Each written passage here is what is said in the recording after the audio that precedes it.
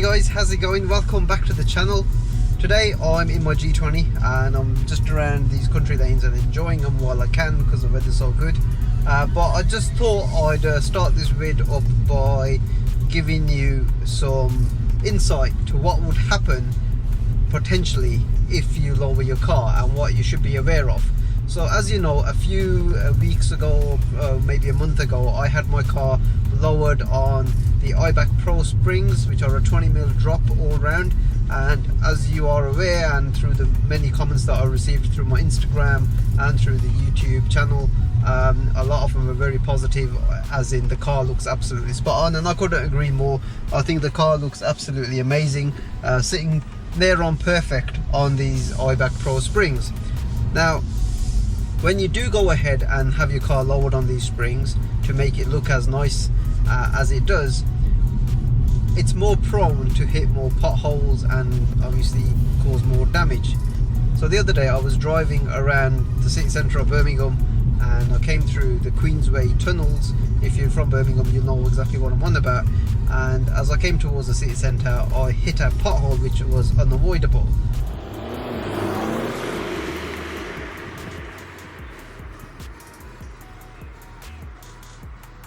So as soon as I hit the pothole, straight away I heard a lot of air hissing out, and I immediately thought that I might have done more damage. Like, I thought I might have blown like a hose or something like that in the engine. I don't know how that was possible, but that was my initial reaction. Oh my god, I've caused some damage. And then before you know it, I had so many gongs going off about loss of air pressure in the tyre. So here's a clip of what happened to the tyre, because obviously at that time I didn't have my GoPro or my other camera with me, so I just had my mobile phone, and it just blew the tyre. Honestly, it just blew right through the tyre, and I was left stranded on the side. And fortunately, when you buy a BMW, and I'm not like a salesperson for BMW, but when you do buy a BMW, you do get the BMW Assist and the concierge service. Nice quads going past there.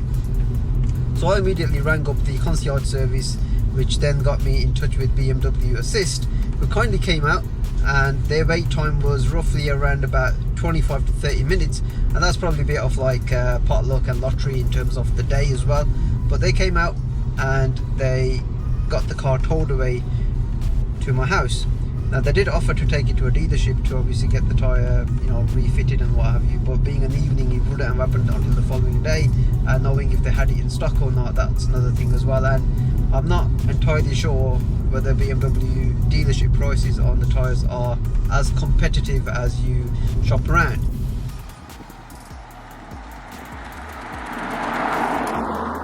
So here's a clip of my car now getting towed away by BMW Assist. What a sight that was.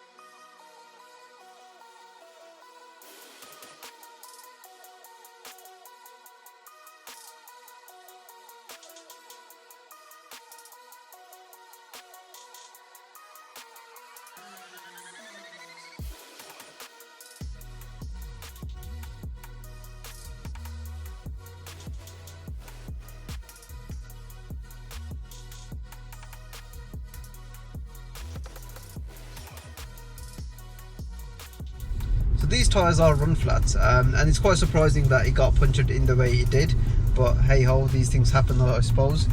So what happened was, that evening I got home and I started shopping around for tyres, and ideally, because I'm working from home, I didn't really want to go anywhere because the car's pretty much not drivable on a flat tyre. Well, that was my presumption. I then found like one of these mobile fitting services that come to your house and fit a tyre on your drive, I suppose. Got them to come around and basically put an order through. I put all the details that are on the sidewall of my existing tyre. So these tyres, if they are the run flats, they are the Bridgestone Turanzas T005, and then obviously the size of the tyre, which I believe are the 225s, 40s, 19s, 93Y. I know this because I've been shopping around quite a bit, and they are the run flats, because you can get them in the non-run flats. So I found out. So that particular company, we don't do any naming and shaming, but anyway, they had one on order which was going to come and turn up on, like, say, in the next couple of days. So 2 days down the line, I'm working from home, and the guy rings me, the tyre technician or the fitter or whatever, and he says, right, I'm about 5-10 minutes away from your house. So I'm like, alright, turn up then, come along. So anyway, he comes along, dismantles the tyre, takes it off, and then realises that the tyre that he's got is a non-run flat. I don't even know how that happened, and straight away they try and put the blame on to the customer that says, oh, you've actually ordered a non-run flat. But I had my order there, and clearly I knew my tyre because I was taking all the details from it, but then they never had one in stock, which then meant that for them to get one in stock, it was then going to take another 3 to 4 days, and that was just like quite silly, to be honest with you. So I managed to get hold of a tyre through my local quick fit, and I went and I took it to quick fit and got this tyre fitted.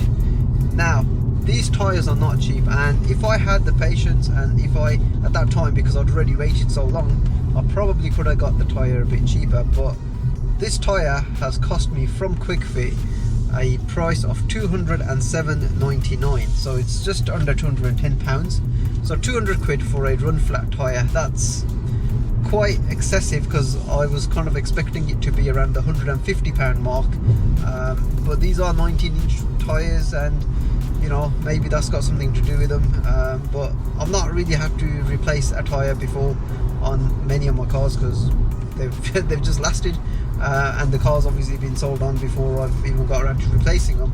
But £210, guys, let me know what you think of that price in the comment section below.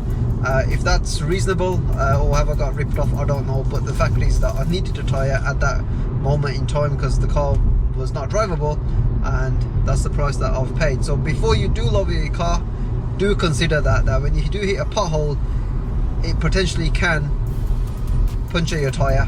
I don't know how it's possible, or you know, obviously the force and what have you. And to be honest with you, I wasn't like speeding or anything.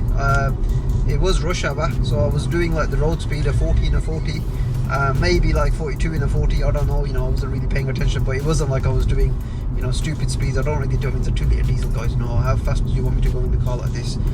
So yeah, that's potentially what can happen. So there we go. Hopefully you've, you know, seen some kind of insight there. So here we go, this is a new Bridgestone Run Flat Turanza T005 tyre, which is the run flat. So this is the tyre that was then replaced, and I just went into my local quick fit to get this done. Now the original tyre, which obviously failed, had a slit which was right down here somewhere on the side, right by the actual alloy rim. Surprisingly, this rim hasn't been damaged in any way whatsoever. So if you can look around here, it's absolutely fine. There's no kind of scuffs or anything like that as you'd expect hitting a pothole. So I'm quite impressed with that, because this could have gone horribly wrong, and also there was no sort of cuts or anything like, you know, buckling or anything like that in the alloy. So I am quite fortunate that that could have actually potentially been really, really bad and cost me a lot more. But this tyre, for example, it is a run flat. Right now it's not a priority for me to change out all of these tyres into the non-run flat tyres, because they're doing a purpose, I guess, and it just meant that I could still drive the car for a few miles to get to, like, say, the quick fit to have this replaced. But it was quite a shame, because this tyre, brand new, has about 8mm.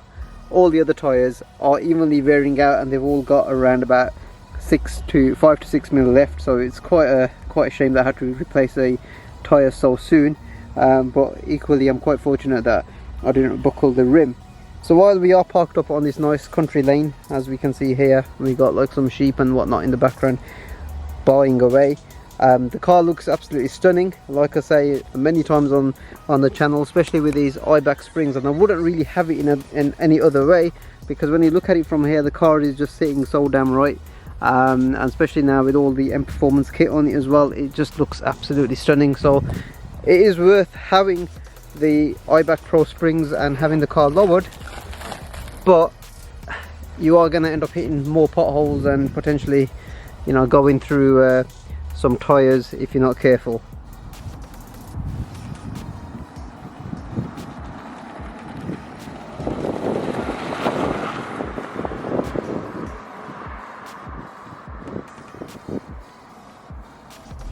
you have found this video useful and informative, and you are thinking about having your car lowered, don't let that deter you. It's just something, you know, if you are careful and not hitting potholes, you'll be absolutely fine. But if you have found this video useful, even if it means in terms of, like, say, BMW Assist, how quick they came out and the service, then definitely give you a like, share, subscribe to the channel, because next week or in a few days time I'm going to be doing a vid that talks about all the modifications that I've done to the G20, and hopefully, guys, you might find that a bit more entertaining to watch. But until then, guys, hopefully I'll see you on the next one. Take care. Bye.